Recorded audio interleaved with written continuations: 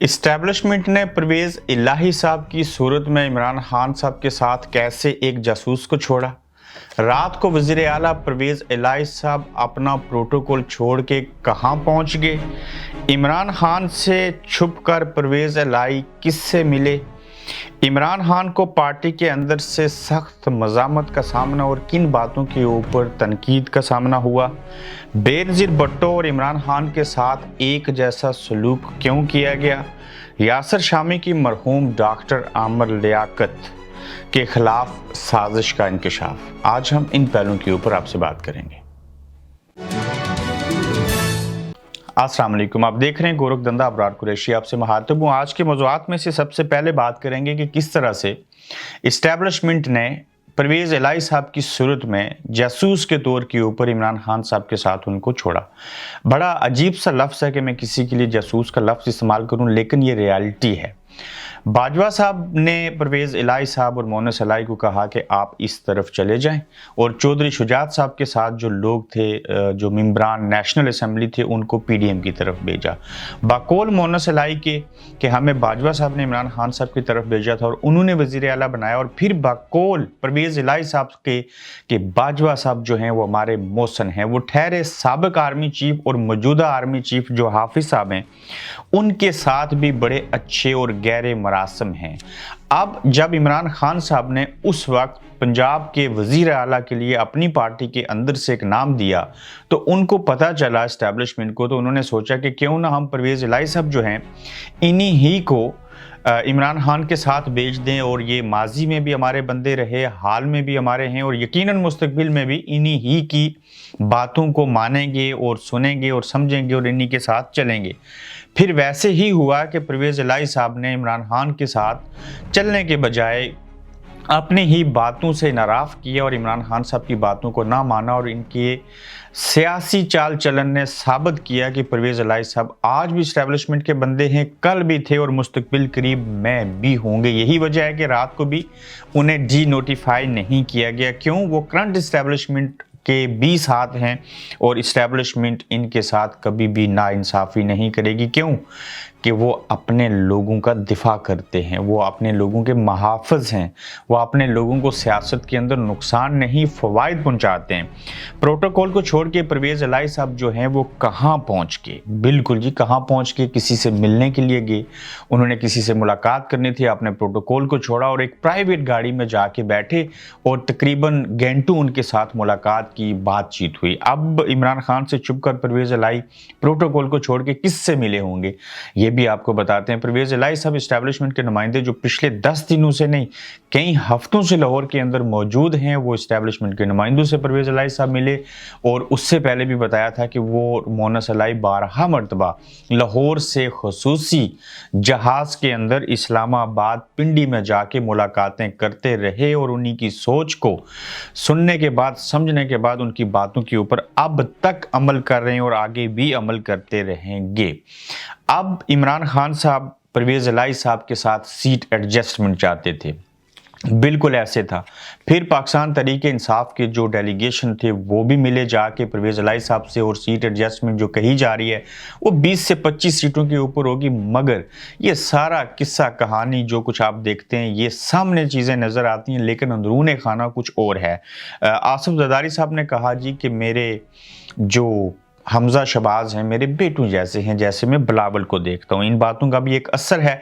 फिर ये भी बताया गया कि इन पीटीआई के जो लोग हैं उनको ख़रीदने की कोशिश की जा रही है। फिर कहा जी कि परवेज इलाही साहब को एतमाद का वोट लेना चाहिए। फिर कहा इनके खिलाफ अदम एतमाद होगी, फ़लाँ चीज़ होगी, ऐसे होगा, गवर्नर डी नोटिफाई करेगा।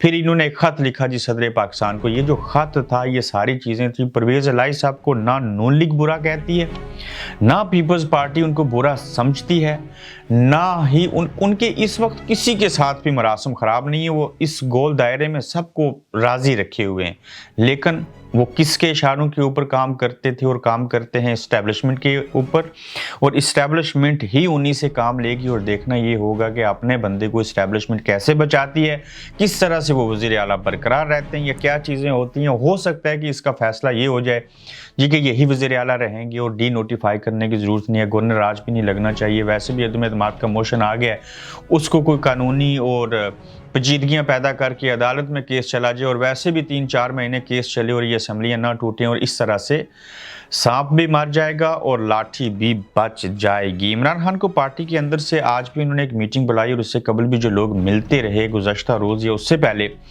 ان سے عمران خان کو مزاحمت کا سامنا کرنا پڑا، انہوں نے تنقید کی۔ وہ ایک نقطہ یہ تھا کہ ہم نے کہا تھا خان صاحب آپ ہمارے ساتھ مشاورت نہیں کرتے، اچانک سے چیزیں کہہ دیتے ہیں کہ ہمیں اسمبلیاں پنجاب کی اور KPK کی نہیں توڑنی چاہیے، یہ ہمارے پاس رہنی چاہیے، اور یہ نقطہ پرویز الہی صاحب کا ٹھیک تھا اور اسٹیبلشمنٹ پہ یہی بات عمران خان کو کہہ رہی تھی کہ آپ اسمبلیاں نہیں توڑیں۔ نہیں معلوم کہ کیا لگا خان صاحب کو کہ یہ لمبا عرصہ جب حکومت چلے گی اس کے اوپر پریشر ڈیولپ کرتے ہیں، یہ ختم ہو جائے، نئے الیکشن ہوں تو پاکستان کے اندر ایک ایسا ماحول بنا ہوا ہے کہ اس میں الیکشن ہوئے تو میں کامیاب ہو جاؤں گا۔ لیکن اس کے برعکس ہوا کیا کہ بینظیر بھٹو اور عمران خان کے ساتھ ایک جیسا سلوک کیا گیا۔ 35 سال پیچھے جائیں تو محترمہ بینظیر بھٹو شہید، جو کہ مسلم دنیا کی پہلی خاتون وزیر اعظم پاکستان کی بننے کا جنہوں نے اعزاز حاصل کیا، وہ یہاں کی آکسفورڈ یونیورسٹی سے پڑھی، ان کے والد جو تھے پاکستان کے وزیر اعظم رہے، وہ سابق وزیر خارجہ رہے، انہوں نے ڈکٹیٹر کے خلاف جنگ لڑی، ڈکٹیٹر کے ساتھ حکومت بھی کی، اور پھر انہوں نے ایک اپنی پارٹی بنائی اور دنیا سے جب چلے گئے تو ان کی بیٹی محترمہ بینظیر بھٹو شہید نے اس پارٹی کی باغ ڈور سنبھالی۔ پھر 35 سال قبل یہ ہوا کہ اس وقت کی اسٹیبلشمنٹ نے اور اس وقت کے ایک سیاستدان نواز شریف صاحب نے جہازوں کے اوپر، یہ جو آپ تصویر دیکھ رہے ہیں محترمہ بینظیر بھٹو شہید کی، ایک بیچ کے اوپر جہاں وہ بیٹھی ہیں، معلوم نہیں یہ وہ ہیں یا نہیں، اس دور میں تھا بھی نظام بلیک اینڈ وائٹ، تو اس نیوز پیپر کے اندر یہ تصویر شائع ہوئی اور یہ تاثر دیکھ کر کردار کشی کی گئی اور کہا گیا کہ یہ ننگ بڑھنگ بغیر کپڑوں کے جو ہے وہ خاتون کون ہے۔ معذرت کے ساتھ وہ دنیا سے چلی گئی ہیں، شہید ہیں، بہت اچھی خاتون تھی، یہ ڈسکس کرنا ایک وجہ ہے۔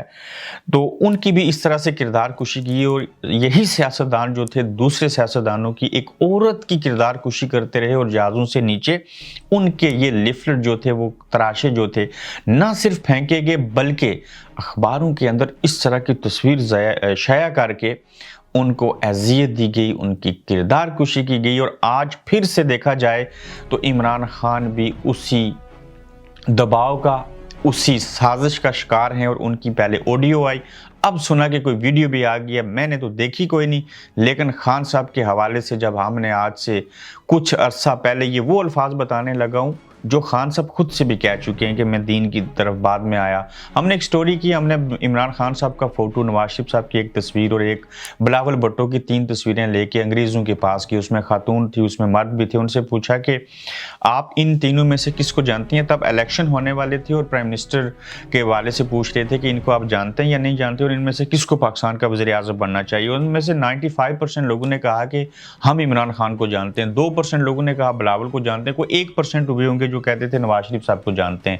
پھر جو خواتین تھی ان میں سے 3 خواتین نے یہ کہا، آج بھی گورکھ دندا کے اوپر یہ ویڈیو موجود ہے، کہ یہ عمران خان کو ہم اس لیے جانتے ہیں کہ یہ سابق کرکٹر ہے اور یہ اچھا بندہ ہے، اس کو پرائم منسٹر پاکستان بننا چاہیے۔ چلیں ایک سٹوری کر رہے تھے ہم، لیکن اس میں کچھ عورتوں نے یہ کہا کہ عمران خان یہ جو کرکٹر ہے ایز اے پلے بوائے۔ جب یہ چیزیں ہوئی پھر یہاں انہوں نے جمائمہ خان سے شادی بھی کی، ساری چیزیں ہوئی، جوان تھے، پھر 40 سال کی عمر کے بعد پاکستان چلے گئے اور یہاں پہ ان کی زندگی کا ایک پوری داستان ہے۔ فرنٹ پیج کے اوپر جو یہاں کے میگزین ہوتے تھے اس میں تصویریں آنی، انٹرویوز ہونے، اور آج ان کے سکینڈل سامنے آ رہے ہیں، یعنی کہ پہلے وہ ایک برانڈ کے ساتھ تھے اور اب کہا جا رہا ہے کہ لنڈے کے کپڑے پہننے پڑے خان صاحب کو۔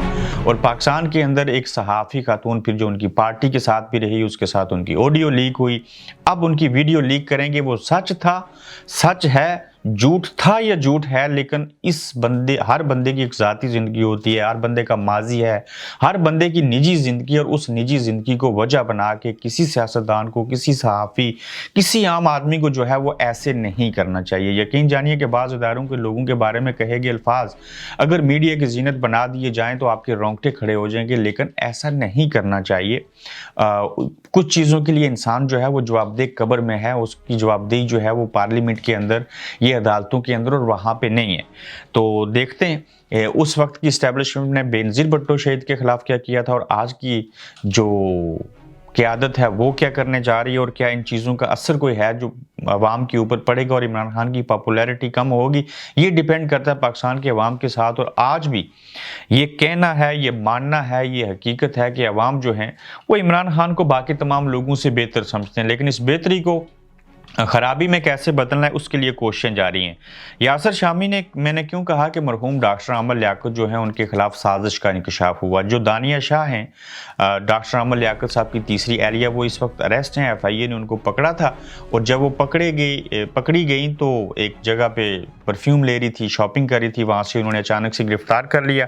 मगर उनकी माँ ने एक इंटरव्यू दिया, एक सोशल मीडिया का प्लेटफॉर्म है, एक खातून को इंटरव्यू दिया, तो उसमें उन्होंने ये इंकशाफ किया कि यासिर शामी ने ही हमें कुछ पैसे दे के जो नाजेबा वीडियो थी आमर लियाकत, यानी कि मियाँ बीवी के मरासम की, वो यासिर शामी साहब ने ली और उन्होंने ही फिर इन वीडियोस को लीक किया। अब देखना ये है कि ये जो माँ दानिया शाह की कह रही हैं, ये कैसे मुमकिन हो सकता है कि यासिर शामी जो हैं वो एक सहाफ़ी हैं, सोशल मीडिया एक्टिविस्ट हैं, तो वो किस तरह से उनको क्या लगे डॉक्टर आमर लियाकत की वीडियो को ख़रीदना और फिर उसको लीक करना और ये सारी चीज़ें करनी। बहरहाल उन्होंने ऐसे ज़रूर कहा कि दानिया शाह जो है वो तो उधर अंदर है, लेकिन उसका कोई कसूर नहीं है, ये यासिर शामी का कसूर है जिसने हमसे वीडियो ली, हमें चंद पैसे भी दिए और फिर उसी ने ये रिलीज़ की हैं। हमने ये वीडियो जो है वो सोशल मीडिया के ऊपर नहीं लगाई। तो इस कहानी ने एक नया मोड़ लिया। बेशुमार किस्से कहानियाँ और पाकिस्तान के अंदर लोगों की किरदार कुशी, सारी चीज़ें करना, हम ये आज नहीं 35 साल कबल भी देखते थे, आज भी देख रहे हैं। अब आगे सियासी हवाले से देखना होगा कि परवेज़ इलाइस साहब का मुस्तकबिल क्या है, लेकिन ऐसा नहीं लग रहा कि ये जो सीटों की एडजस्टमेंट की बात हो रही है, अगर ये मज़ीद भी आगे उनके साथ रहे तो फिर भी इमरान खान के लिए ख़तरा, अगर ना साथ रहे तो फिर कम नुकसान होगा। देखते हैं ये ऊँट जो है वो किस करवट बैठता है, ये सियासी गोरख धंधा कैसे सुलझता है। आज खान साहब ने जो मीटिंग बुलाई है, यकीनन उन लोगों से आप मशावरत करेंगे। आप किसी जलसे में बैठ के अचानक से ये नहीं कहेंगे मैं असम्बलियाँ तोड़ने लगा हूँ और साथ में बैठे लोग जो हैं वो हैरत ज़दा हो जाएं। अपना फीडबैक दीजिए, अपना ख्याल रखिए। आपको क्या लगता है कि खान साहब को ताहाल असम्बली तोड़ने जैसी चीज़ों के ऊपर कायम रहना चाहिए या कि उनको एक और यू टर्न लेना चाहिए? अपना ख्याल रखिए, अपना फीडबैक दीजिएगा। फिर अगले ब्लॉग में आपसे दोबारा मिलेंगे, तब तक के लिए अल्लाह हाफिज़। आप देख रहे हैं गोरख धंधा अब्रार कुरैशी के साथ।